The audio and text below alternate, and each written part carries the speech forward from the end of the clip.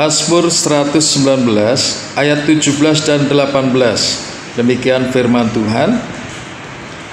Lakukanlah kebajikan kepada hamba-Mu ini, supaya aku hidup, dan aku hendak berpegang pada firman-Mu. Singkapkanlah mataku, supaya aku memandang keajaiban dari Taurat-Mu. Puji nama Tuhan. Bapak Ibu Saudara yang dikasihi Tuhan, kita perhatikan dua ayat ini. Pemazmur menyampaikan kepada kita semuanya sebuah doa yang dia naikkan kepada Tuhan. Dia rindu supaya Tuhan melakukan kebaikan di dalam hidupnya. Dan kebaikan Tuhan itu, dia berkata, akan membuat dia hidup. Selanjutnya dia berkata, kebaikan Tuhan yang membuat dia menjadi hidup akan membuat dia tetap berpegang pada firman Tuhan. Melalui doa yang disampaikan kepada Tuhan, kebaikan Tuhanlah yang membuat mereka itu bisa hidup. Dan kebaikan Tuhanlah yang membuat mereka ini mengerti bahwa firman Tuhan itu benar adanya. Pengertian kebaikan itu bersifat menyeluruh. Bukan hanya pertolongan pada satu sisi atau satu segi kehidupan saja. Tetapi pemazmur menyampaikan doanya ini dengan pengertian bahwa Tuhan itu melakukan segala-galanya. Dan selanjutnya pemazmur juga menyampaikan, singkapkanlah mataku supaya aku memandang keajaiban dari Taurat-Mu. Dengan kata lain, pemazmur ingin menyampaikan bahwa banyak hal yang tidak kita mengerti dari rencana Tuhan dalam kehidupan manusia. Banyak hal yang tidak bisa kita ketahui dari kemahakuasaan Tuhan. Sehingga pemazmur berkata, singkapkanlah mataku supaya aku memandang keajaiban dari Taurat-Mu. Ketika kita melihat di dalam ayat 17, kebaikan Tuhan setiap kita mengalaminya. Tidak bisa kita pungkiri bahwa Tuhan itu memang baik dalam kehidupan kita semuanya. Di dalam setiap persoalan yang kita hadapi, Tuhan ada di sana. Di dalam setiap keluh kesah kita, Tuhan juga tahu hati kita. Dalam setiap pergumulan kita, Tuhan itu mengerti, jauh lebih mengerti daripada orang-orang yang paling dekat kepada kita. Orang yang paling dekat kepada kita tidak bisa melihat dalamnya hati kita, tetapi Tuhan bisa melihat. Apalagi posisi Tuhan adalah gembala kita, gembala yang baik.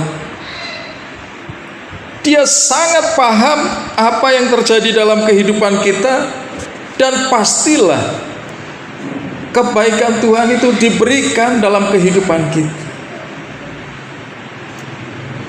Dan bagian kedua yang ingin saya tekankan, ini berbicara tentang mata. Singkapkanlah mataku supaya aku memandang keajaiban dari Taurat. Tuhan mengaruniakan manusia mata. Supaya apa? Supaya bisa memandang kebaikan Tuhan. Dengan mata kita bisa melihat pagi hari ini indah, cerah. Kita bisa melihat bagaimana sinar matahari menampakkan pepohonan, daun-daun yang hijau. Dengan mata kita bisa melihat keindahan alam. Dengan mata saya bisa melihat wajah dari Bapak Ibu Saudara semuanya. Dengan bisa melihat saja, bukankah ini juga salah satu kebaikan Tuhan? Amin. Karena ada banyak orang yang kesulitan untuk melihat. Jadi kalau kita masih diberikan Tuhan kemurahannya bisa melihat, kita bersyukur. Jadi betapa pentingnya mata itu bagi kita. Betapa pentingnya mata itu di dalam kehidupan kita sebagai manusia. Dengan bisa melihat, kita bisa melakukan berbagai macam aktivitas dengan baik.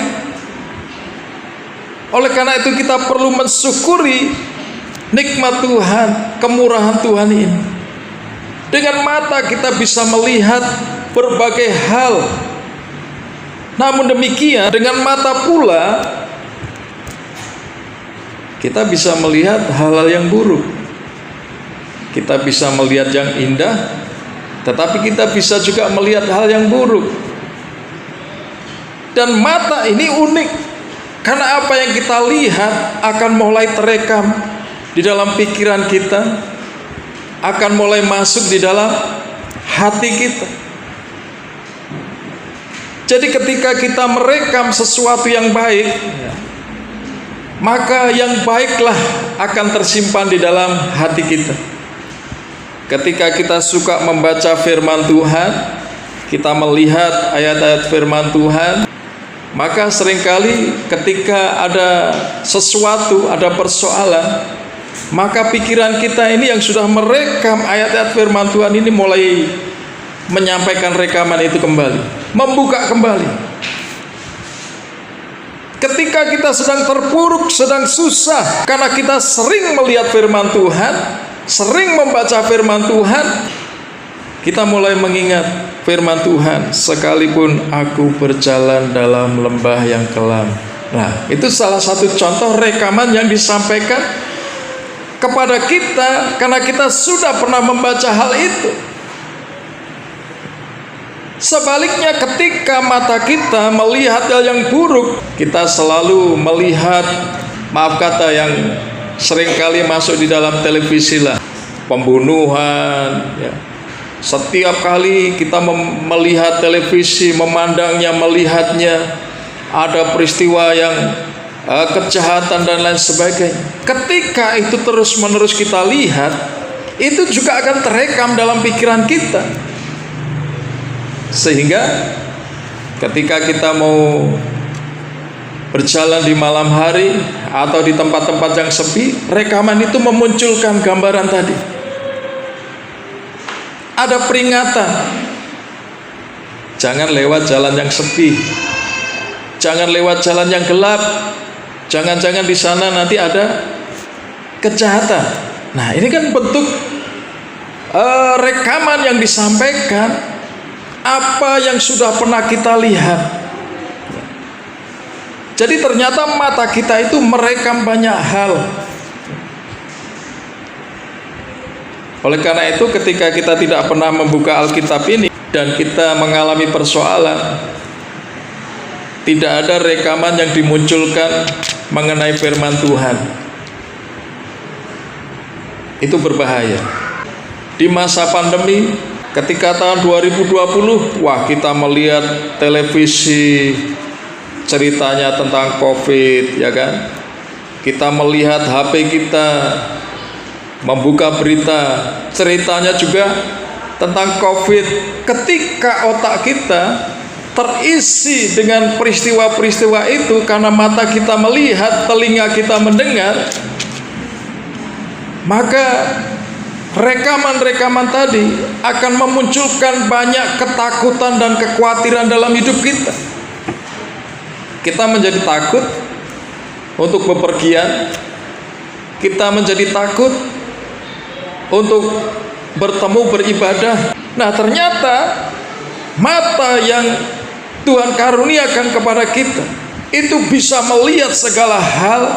Oleh karena itu, bagaimana kita perlu berhati-hati dan menjaga mata kita itu supaya bisa tetap fokus. Fokus kemana? Fokus kepada firman Tuhan. Memang benar kita melihat peristiwa yang buruk ada di sekitar kita. Memang benar kita melihat pandemi ini terjadi, banyak klaster-klaster baru bermunculan.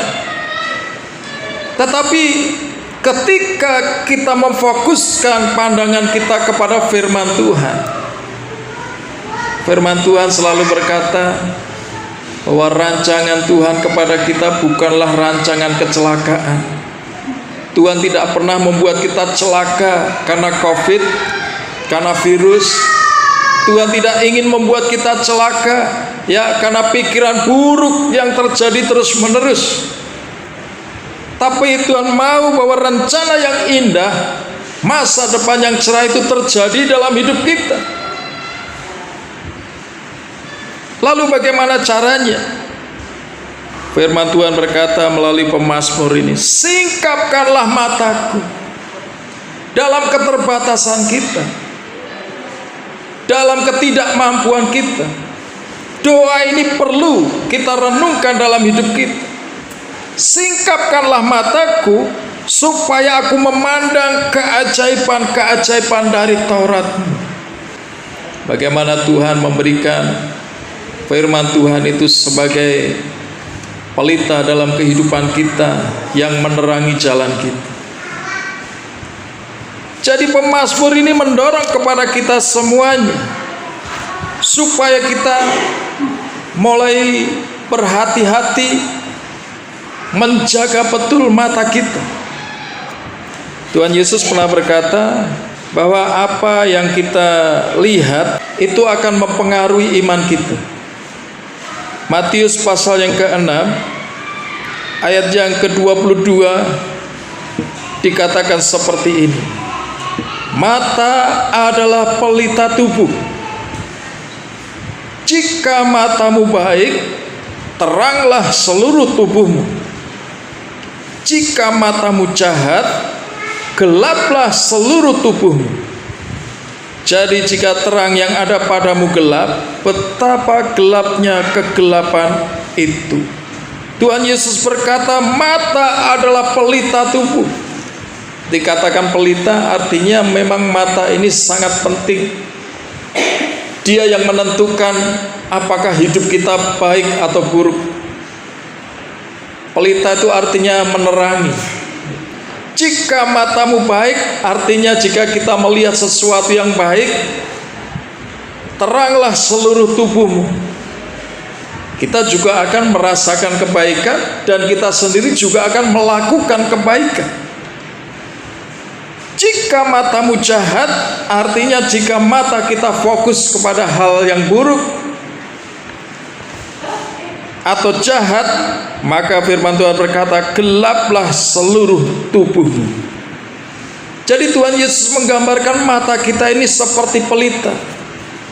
Ada di sebuah ruangan di malam hari yang gelap. Ketika kita menyalakan pelita itu, maka ruangan ini akan menjadi terang.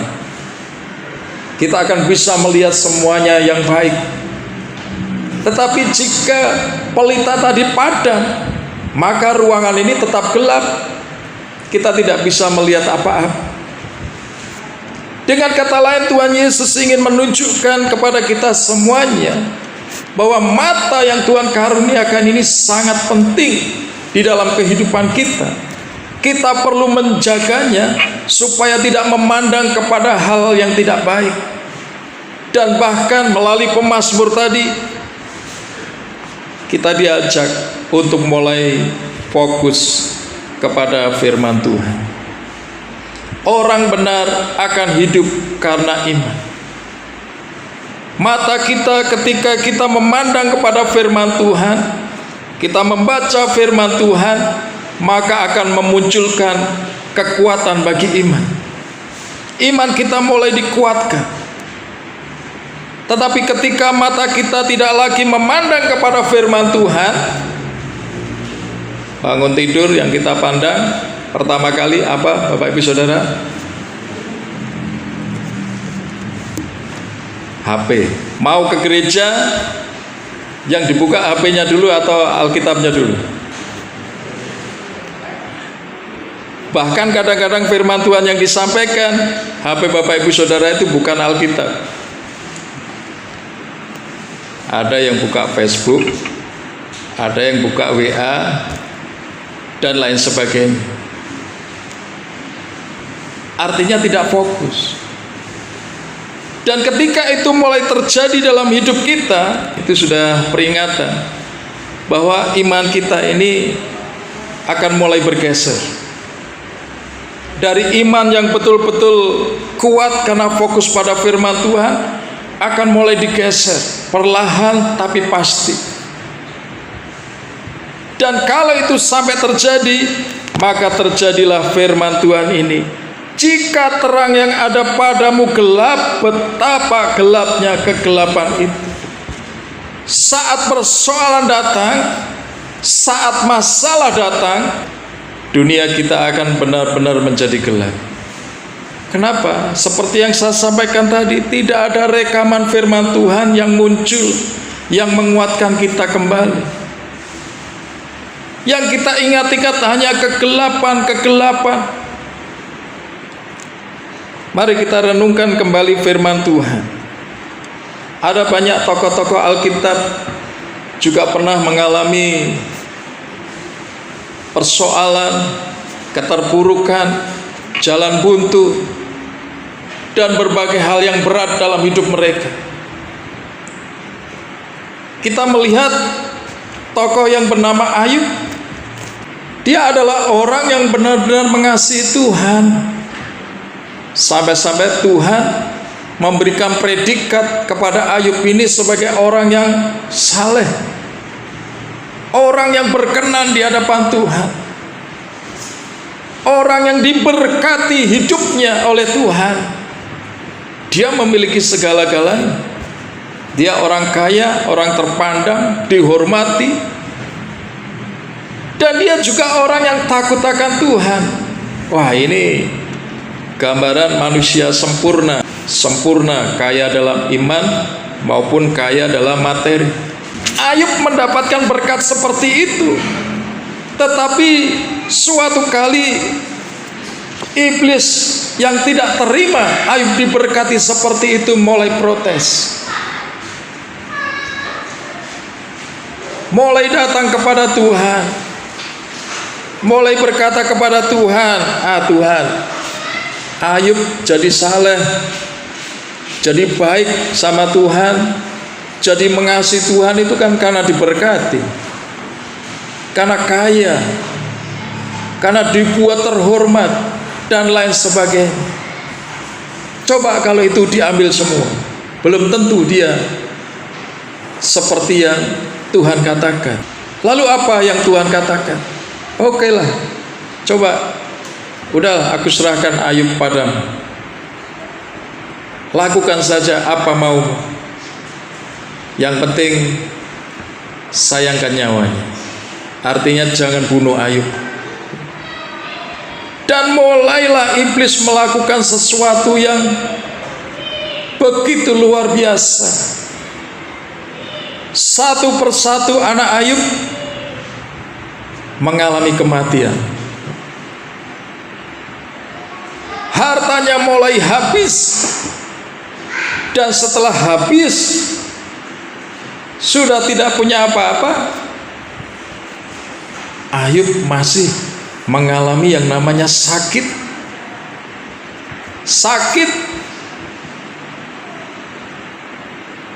Orang-orang melihat Ayub ini dengan pandangan negatif semuanya. Teman-temannya menganggap Ayub ini sudah tidak benar hidupnya, sehingga Tuhan mendatangkan hukuman. Tetapi kita lihat bagi Ayub sendiri, pandangan matanya itu fokus kepada Tuhan. Dia berkata, dengan telanjang aku datang ke dalam dunia, dan dengan telanjang pula aku akan kembali kepada Allah. Artinya Ayub ini punya fokus dan menyadari betul bahwa apa yang dia miliki itu semua karena kebaikan Tuhan. Apa yang dia punyai semuanya itu semata-mata karena Tuhan mengasihi hidupnya. Sehingga Ayub pun ketika istrinya mulai berkata macam-macam, Ayub berkata, Tuhan sudah memberikan yang baik, kita terima. Masakan ketika kita mengalami hal yang buruk, kita meninggalkan Tuhan? Ya, maaf saya menggunakan bahasa sehari-hari supaya mudah dicerna. Jadi Ayub berkata seperti itu kepada istrinya, sekalipun istrinya berkata, sudahlah, mati saja, Tuhan tidak akan menolong. Tapi Ayub tetap kuat, tetap fokus kepada Tuhan dengan perkataan yang dia sampaikan. Dengan telanjang aku datang ke dalam dunia, dan aku akan kembali kepada Allah dengan telanjang, menunjukkan bahwa Ayub itu punya penyerahan yang sifatnya totalitas kepada Tuhan. Harta dunia hanya sementara sifatnya, tetapi iman yang kuat yang Ayub miliki mendorong kepada Ayub mempercayai Allah yang kekal itu, bahwa kasih-Nya abadi, kekal selama-lamanya. Pandangan mata Ayub menumbuhkan iman yang kuat, sehingga dalam kekuatan iman tadi kita lihat bahwa Tuhan tidak membiarkan orang benar itu jatuh dan tergeletak. Tuhan menolong Ayub sehingga Ayub disembuhkan oleh Tuhan. Harta kekayaannya dipulihkan, diberkati juga dengan anak-anak. Dan di situ Ayub memenangkan peperangan iman tadi. Belajar dari satu tokoh bernama Ayub ini, kita bisa perhatikan, memang kadang-kadang masalah membuat mata kita ini terfokus pada masalah tadi. Seringkali kita melihat bahwa masalah itu membuat kita lemah, dan kita hanya terfokus pada kelemahan kita, ketidakmampuan kita, ketidakberdayaan kita. Tetapi belajar dari Ayub,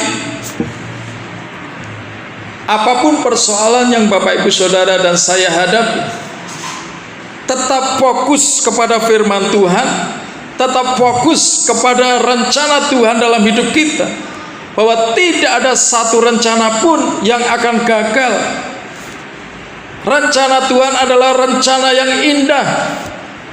Dia merancangkan masa depan yang penuh dengan pengharapan, dan itu tidak akan pernah digagalkan oleh persoalan dalam bentuk apapun.